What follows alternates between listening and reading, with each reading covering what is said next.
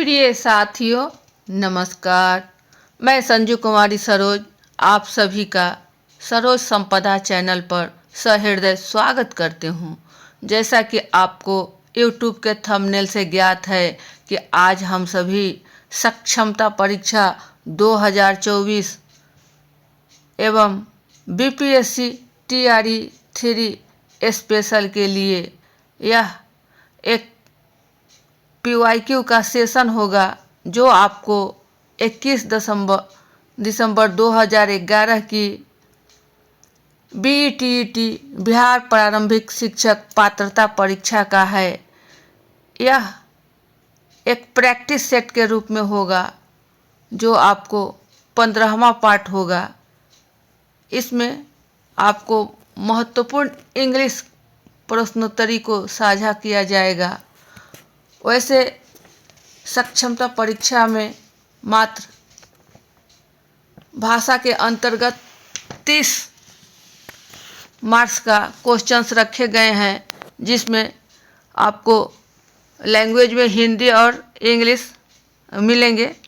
हिंदी में आपको 22 मार्क्स का प्रश्न होंगे, वहीं अंग्रेजी में आपको मात्र 8 मार्क्स के प्रश्न देखने को मिलेंगे।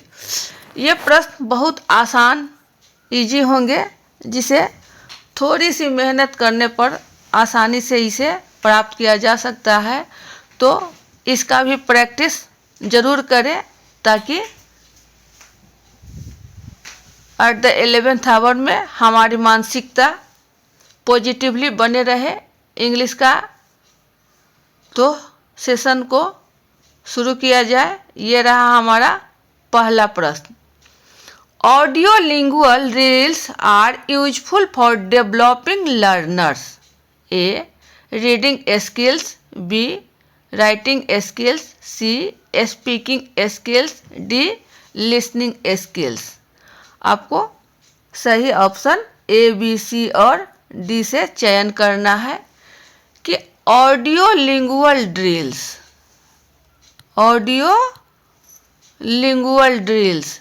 तो ऑडियो मतलब सुनने वाला, लिंगुअल मतलब लैंग्वेज से है, या आपको भाषा, ऑडियो भाषा।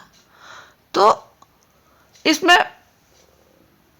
किसी अन्य की भाषा को कैसे हम इसको अपने उपयोग में लाएं, इसका कैसे विकास करेंगे। तो जो कोई भी पर्सन क्या बोल रहा है, उसके बोलने में कौन सा स्किल उपयोग कर रहा है, किस हाव भाव से बोल रहा है, तो इसको हम सुनेंगे, ध्यान से समझेंगे, अंडरस्टैंडिंग करेंगे। तो यहाँ आपका ऑडियो लिंगुअल ड्रिल्स के अंतर्गत रीडिंग पढ़ कर करके नहीं, लिख कर नहीं और बोल कर नहीं, पहले सुन कर, ये आपका लिसनिंग स्किल को डेवलप करता है, सुनने का, जिसको श्रवण कौशल कहते हैं।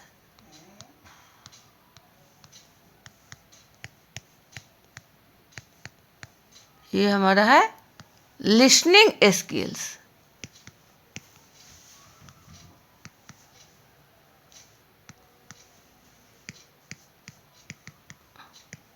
तो audio lingual drills are useful for developing learners. सही ऑप्शन डी, लिसनिंग स्किल्स। जैसा कि हम सभी जानते हैं कि स्किल जो है आपको शुरुआती दौर में ही कौशल के चार क्या सुबोपल्ली, यही पर आपका पूरा डिपेंड है। सुनना, बो बोलना, पढ़ना और लिखना। तो यह है सुनना आपको लिसनिंग, बोलना आपका स्पीकिंग और पढ़ना रीडिंग और लिखना राइटिंग। सबसे अंत में हमारा काम जो है, हमारा ध्येय है लिखना, छात्रों से लिखवाने का कार्य सबसे अंत में। सबसे पहले उन्हें सुनने का कौशल को विकसित करना चाहिए कि वो बच्चे हमारी बात को आत्मसात कितना तक करते हैं, किस ध्यान से सुनते हैं, उनकी कैपेसिटी क्या है, किस स्तर तक का है। तो इसके लिए आपका सही उत्तर है ऑप्शन डी। प्रश्न का मिलान कर लिया जाए। ये रहा सही उत्तर, लिसनिंग स्किल्स। अगला प्रश्न, skimming a reading activity is closely associated with A speed, B accuracy, C coding, D reading aloud. A B C D से आपको सही ऑप्शन का चयन करना है। Skimming a reading activity is closely associated with, मतलब किस प्रकार यह सहायक है, एसोसिएट करता है रीडिंग एक्टिविटी को। क्या? तो स्कीमिंग, कब उसको कहाँ से उतार चढ़ाव हो, कैसे हो रीडिंग एक्टिविटी को। तो यहाँ आपका एक्यूरेसी भी नहीं है, कोडिंग नहीं है, रीडिंग अलाउड नहीं है, क्या है? तो उसका स्पीड है, उसकी स्पीड क्या है, कितनी है, बड़ी मात्रा में है या छोटी मात्रा में है, यह आपका स्पीड देखा जाता है। यह है आपका ऑप्शन ए की ओर। ये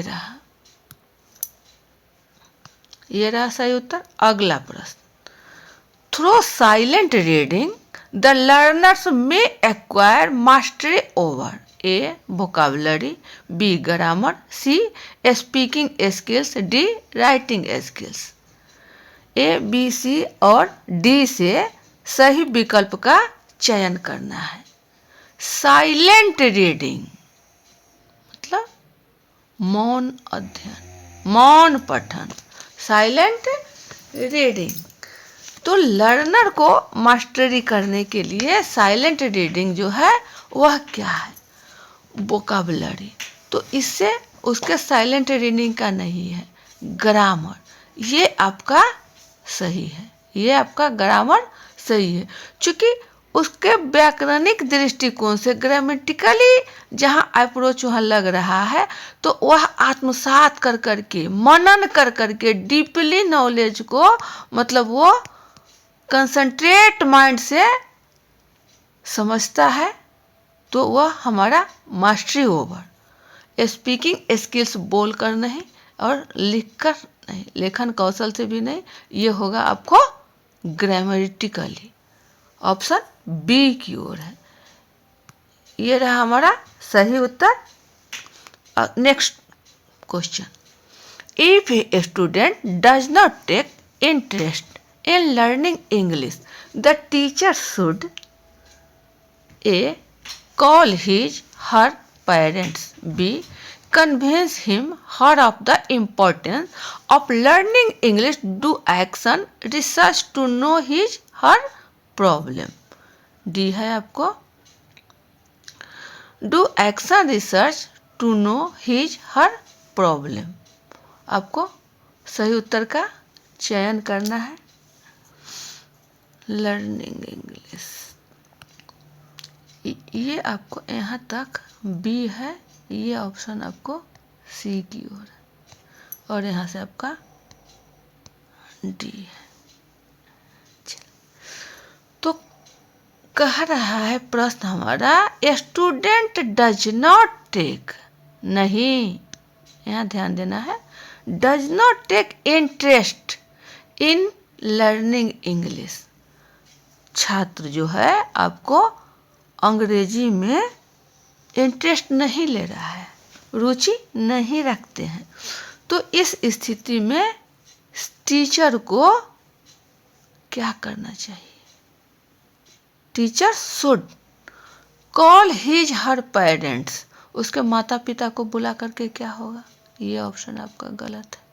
कन्वेंस हिम, उसको कन्वेंस किया जाएगा, या her, of the importance of learning English, अंग्रेजी की मान्यता, अंग्रेजी की समझ, इसकी बहुलता, इसका महत्व के बारे में बच्चों को कन्विंस किया जाएगा, तब उसे समझ में आएगी कि इंग्लिश का इम्पोर्टेंस क्या है, इंग्लिश हमें क्यों पढ़नी चाहिए, इंग्लिश में रुचि जगेगी।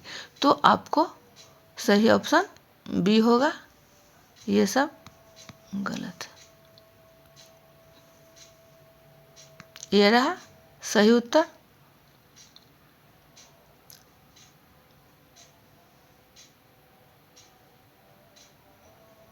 चलिए अगला प्रश्न। Providing children the opportunity to play with clay will A build fine motor skill especially of the fingers and thumbs useful for free handwriting. B. Encourage play with no other objective. C. Please them and make them happy. D. Engage them to avoid moistness on their part. A, B, C और D से आपको सही option का चयन करना है। Question है हमारा, providing children the opportunity to play with clay, बच्चों को अपॉर्चुनिटी के लिए कि किस प्रकार का उसे प्रोवाइडिंग किया जाए। तो मतलब धरातल पर क्ले, मिट्टी से। बिल्ड फाइन मोटर स्किल, उसका जो गतिक कौशल है उसे बनाने के लिए specially of the fingers and thumbs, pen को कैसे पकड़ते हैं तो फिंगर और थंब की सहायता से तब जाकर के कुछ लिखा जाता है, और वह यूजफुल होगा कब, जब फ्री हैंड राइटिंग, अपने मन से, उस पर कोई प्रेशर ना हो। ये हमारा ऑप्शन सही जाएगा। ये सब ऑप्शन आपको गलत है, ऑप्शन ए होगा सही। Build fine motor skill specially of the fingers and thumb, चूँकि उसको गतिक कौशल लाने के लिए उसमें हैंड राइटिंग स्किल जो है यह महत्वपूर्ण साबित होगा। ये रहा हमारा सही उत्तर। अगला प्रश्न, guided reading in preferable only when the learners A have some basic knowledge of the spoken language, B are familiar with the alphabet, C are socialised, D start coming to school. A, B, C और D से सही option का चयन करना है। Question हमारा है, guided reading in preferable only when the learners, तो सही ऑप्शन क्या होगा, have some basic knowledge of the spoken language. Spoken language के जो कुछ आधारभूत कौशल है उसे आत्मसात करने पर रीडिंग स्किल बढ़ेगा। तो हमारा ऑप्शन ए होगा सही, बी, सी और डी नहीं होंगे। ये रहा सही उत्तर। Next question, A good speaking activity is the one where mother tongue is frequently used, B participation is in when, C learners talk more, D teachers talk more. आपको सही option A, B, C और D से चयन करना है। तो एक good speaking activity, एक अच्छा वक्तव्य की गतिविधि कहाँ पर होती है, कैसे होगी उसका डेवलप, तो इसका सही होगा आपको लर्नर्स टॉक मोर। जब वह टॉकिंग करेगा, डिस्कशन करेगा एक दूसरे के साथ, तब उसमें एक्टिविटी बढ़ेगी। ये हमारा ऑप्शन सी की ओर है, ये सब नहीं है। ये रहा सही answer, learners talk more. Next question, multilingualism may be an to learning second language, A barrier, B evaluation process, C device और D resource। A B C और D से सही ऑप्शन चयन करना है।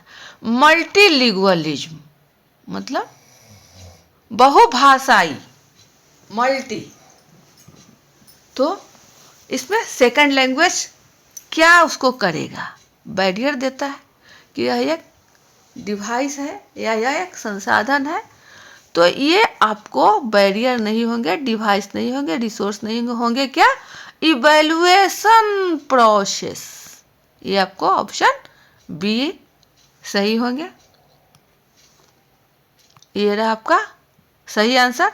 Next question, in order to improve the learner's pronunciation, a teacher first needs to A use recorded model of sounds, B show the documentary films of the target language, C ask them to read more, D do pronunciation drill।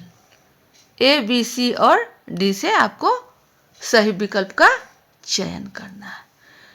Question हमारा है कि improve the learner pronunciation, learner का जो pronunciation है, उच्चारण को है, इसको सुधार टीचर द्वारा कैसे किया जाए, इसकी क्या आवश्यकता और किस बल द्वारा, किस फोर्स द्वारा।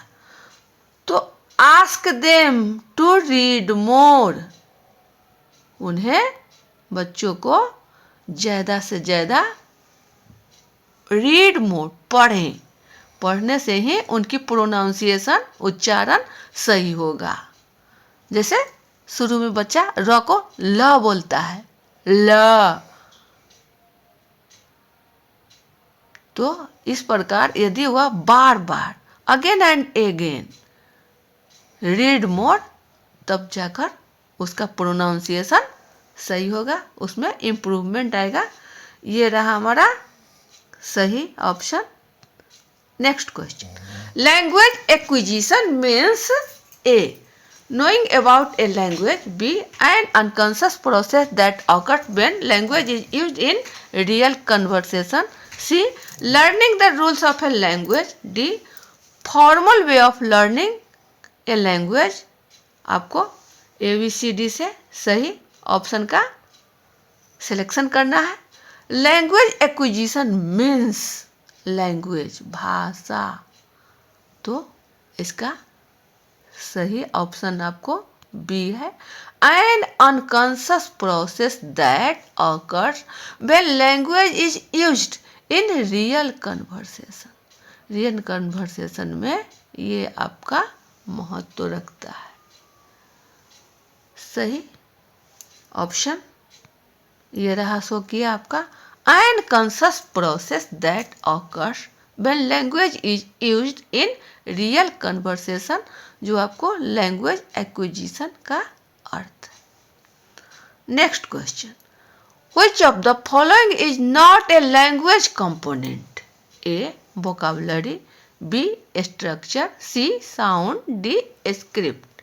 ए बी सी और डी से आपको सही ऑप्शन का चयन करना है। क्वेश्चन है नॉट, नहीं, ए लैंग्वेज कंपोनेंट, भाषाई कारक नहीं है।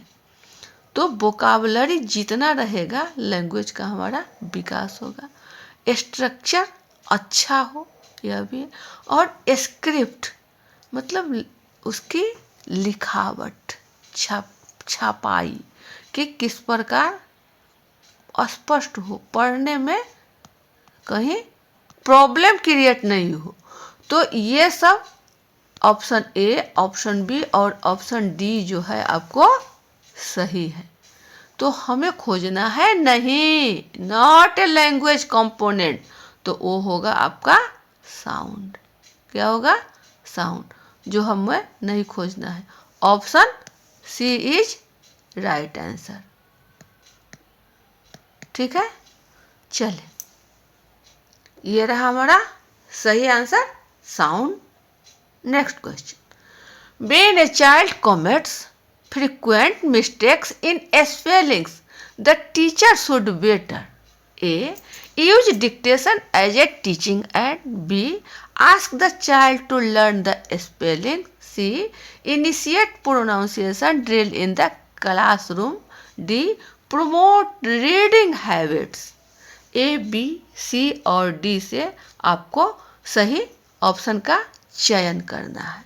क्वेश्चन है कि फ्रीक्वेंट मिस्टेक्स इन स्पेलिंग, मतलब स्पेलिंग मतलब जो लिखा जाता है वह उसमें हिज्जे में जो वह गलत हो रहा है, स्पेलिंग उसका गलत हो रहा है, तो टीचर को क्या करना चाहिए उससे अच्छा हो। तो इसका सही ऑप्शन आपको होगा use dictation as a teaching aid. बच्चे को टीचिंग एड के द्वारा डिक्टेशन के सहारे इस गलती को, इस स्पेलिंग मिस्टेक को सुधारा जा सकता है। एग्जाम्पल के लिए कि यदि एप्पल का एक छोटा सा कार्ड बनाकर बच्चे को दिखाया जाए और डिक्टेट किया जाए एप्पल, बच्चे लिखेंगे एप्पल, तो वो देख भी रहे हैं और सुन भी रहे हैं और लिख भी रहे हैं। इस प्रकार उनका स्पेलिंग देखकर टीचर द्वारा जो ऐड दिखलाया जा रहा है उसको देखने के बाद लिखने से जो स्पेलिंग है वो उनका इम्प्रूवमेंट होगा। ये रहा हमारा सही answer, use dictation as a teaching aid. Next question, which approach method to English teaching English discourage the use of mother tongue? A communicative, B structural, C direct, D situational। A B C और D से आपको सही option का चयन करना है। तो which approach method teaching English discourage the use of mother tongue? तो क्या डिस्करेज है मदर टंग में? तो हमारा कम्युनिकेटिव है, यही हमारा कम्युनिकेटिव संचार, एक दूसरे से जो हम वार्ता करते हैं, कम्युनिकेट करते हैं, ये हमारा ऑप्शन ए सही है, ट्रू, और बी सी डी आपके फॉल्स होंगे। ये रहा सही answer, communicative. Next question, according to the condition of India, English is A official language, B link language, C window language और D associate official language। A B C और D से सही option का चयन करना है। तो क्वेश्चन है इंग्लिश इज ए, इंग्लिश क्या है? इसमें आपको कंडीशन लगा हुआ है according to the condition of India, Hindustan Bharat के अनुसार इंग्लिश क्या है? तो यह एक लैंग्वेज है। कैसा लैंग्वेज है? तो एसोसिएट ऑफिशियल लैंग्वेज है, यह एक सहायक है। इंग्लिश जो है हमारा सेकंड लैंग्वेज के रूप में है, इसलिए यह एसोसिएट है। सही आंसर ऑप्शन डी की ओर। Next question, formative assessment and evaluation focus on of learning. A only process, B only product, C both process and product, D none of these. A B C और D से आपको सही option का चयन करना है। ए बी सी और D क्या होंगे? फॉर्मेटिव असेसमेंट, असेसमेंट जो फॉर्मेटिव, तो फॉर्मेटिव असेसमेंट कहाँ होगा? आपको क्लासरूम में होगा, क्लासरूम में। तो क्लासरूम में जब होगा तो वहाँ हमें क्या करना पड़ेगा? प्रोसेस में आएंगे। जब प्रोसेस में आएंगे तभी जाकर के उनका हम इवैल्यूएशन भी करेंगे, तभी जाकर उनके क्या लर्निंग हुआ, इसका इवैल्यूएशन करेंगे। तो जब इवैल्यूएशन करेंगे तो हमें फीडबैक आएगा। क्या आएगा? फीडबैक। जो ये फीडबैक हमारा है, यही तो आउटपुट है। आउटपुट यही हमारा प्रोडक्ट। तो ओनली प्रोसेस ओनली प्रोडक्ट, ये दोनों क्रिया हो रहे हैं आपको क्लासरूम में, क्लासरूम टीचिंग में। तो यहाँ ऑप्शन ए और बी सही होंगे, जिसे एक ही ऑप्शन में समाहित किया गया है, C both process and product. Option C true होंगे। ये यहाँ गलत, क्योंकि एक है, यहाँ एक है और ऑप्शन सी आपको बोथ प्रोसेस एंड प्रोडक्ट, इसलिए ऑप्शन आपको सी की ओर जाएगा। ये रहा सही answer, both process and product. English बहुत हार्ड नहीं है, बहुत डिफिकल्ट नहीं है। इसे सिर्फ अपने को कॉन्शियस कर करके कि हमें इंग्लिश भी आती है, हम समझते हैं, हमारी भाषा हिंदी है, मातृभाषा है। हम लोग हिंदी बोलते हैं, अंग्रेजी कम बोलते हैं, अंग्रेजी की समझ है, लेकिन इसका प्रैक्टिस नहीं है। प्रैक्टिस के अभाव में हम पिछड़ रहे हैं। थोड़ी सी प्रैक्टिस करने पर, थोड़ा सा कॉन्शियस होने पर इंग्लिश को आत्मसात किया जा सकता है। तो वीडियो ज़्यादा लंबा न बने, सेशन को यहीं बाइंड अप किया जाता है। नेक्स्ट सेशन में पुनः हम सब इंग्लिश के अच्छे अच्छे क्वेश्चन को लाएंगे और इसे समझेंगे। तो सेशन को यहीं बाइंड अप किया जाता है। जय हिंद।